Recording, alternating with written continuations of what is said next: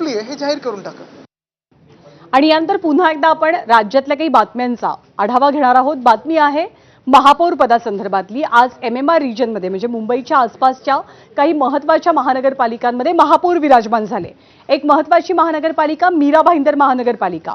या महानगरपालिकेमध्ये मराठीच महापौर व्हावा असा आग्रह विरोधी पक्षांकडून सातत्याने धरला जात होता, पण मीरा भाईंदरच्या महापौरपदी भाजपच्या डिंपल मेहतांची वर्णी लागली आणि दुसरीकडे सभागृहामध्ये त्या सूत्र स्वीकारत असताना सभागृहाबाहेर मराठी एकीकरण समिती, मनसे आणि ठाकरेंच्या शिवसेनेनं आक्रमक पवित्रा घेत आंदोलन केलं।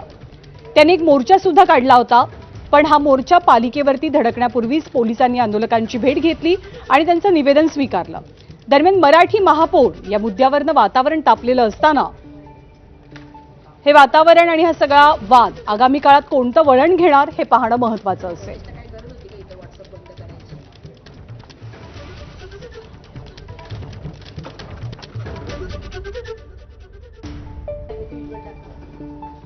तर कल्याण डोंबिवली महानगरपालिकेच्या महापौरपदी उपमहापौरपदी सुद्धा आज नवीन मंडळींची वर्णी लागलेली आहे। तब्बल 6 वर्षांनी कल्याण डोंबिवली महानगरपालिकेची रिक्त असलेली महापौरपदाची उपमहापौरपदाची पदं भरली गेली। एक मोठा राजकीय गोंधळ सुद्धा या सत्ता स्थापनेपूर्वी आपल्याला पाहायला मिळालेला होता।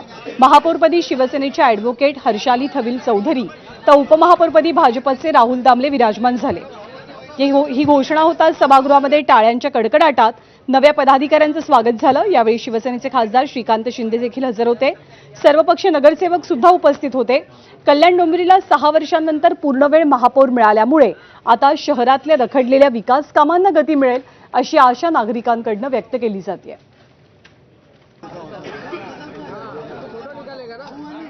प्रशासनाची कामं जी स्थगित होती ती कामांना मी मार्गी लावण्याचा प्रयत्न नक्कीच करणार आहे। ती कामं नक्कीच मार्गी लागतील। आज मेट्रोचं काम कुठेतरी आज बिर्ला कॉलेजपर्यंत आलेलं आहे, तुम्हाला कुठेतरी पुढे घेऊन जायचं आहे, जिथं टिटवाळा परिसरपर्यंत, जिथून मी अप्रभाग क्षेत्रातून आहे तिथे। आणि त्यानंतर मोठे आपले प्रोजेक्ट्स आहेत, जे स्मार्ट सिटीचा प्रोजेक्ट आहे तोही मला कुठेतरी नव्याने परत चालू करावा लागेल। जो स्थगित झाला तर तोही नव्याने चालू करावा लागेल।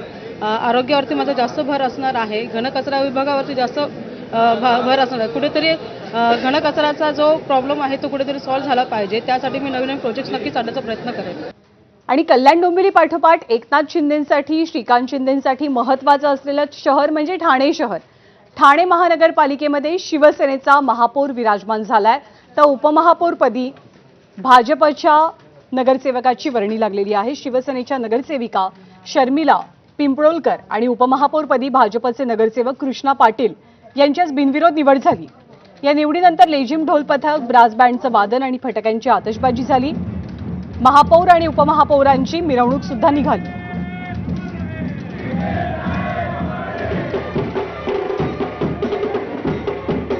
खरं तर ही लढाई आपण लढणार आहोत आणि आज खरंच आनंद होत आहे। महापौरपदी SC शेड्यूल कास्ट लागल्यानंतर 8 उमेदवारांमधून माझं नाव जाहीर झालं आहे आणि महापौर म्हणून मला हा कारभार सांभाळताना ठाणे शहराला एवढंच सांगायला होईल की जेवढी ठाणे शहराचा विकास करायचा आहे, चांगला विकास करायचा तो आपण निश्चित करू।